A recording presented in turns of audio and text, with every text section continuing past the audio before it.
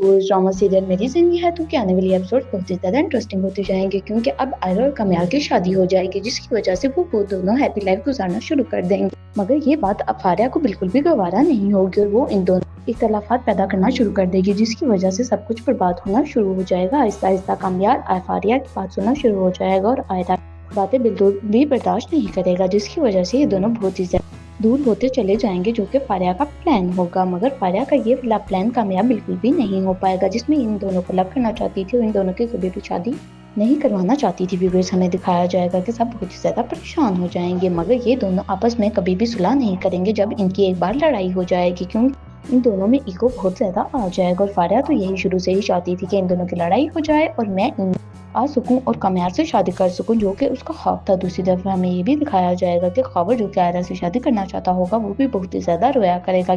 उसकी तो सिर्फ एक ही जिद थी कि उसे आयरा से शादी करनी है, जिसकी वजह से वो तो भी डिप्रेशन में जाता जाएगा। व्यूअर्स, हमें दिखाया जाएगा कि आयरा बस यही कह रही होगी कि तुम मेरी जिंदगी, तो मैंने तुमसे शादी करके जिंदगी का सबसे बड़ा और बुरा फैसला किया है। मैंने अपनी जिंदगी में और कोई ऐसा फैसला किया ही नहीं होगा। ये बातें सुनकर कमयाल बहुत ही ज्यादा हर्ट हो जाएगा और बस वो यही कह रहा होगा आयरा से कि तुम्हें ऐसा बिल्कुल भी नहीं कहना चाहिए था, क्योंकि मैं तो तुम्हारा बहुत सारा ख्याल रखा है।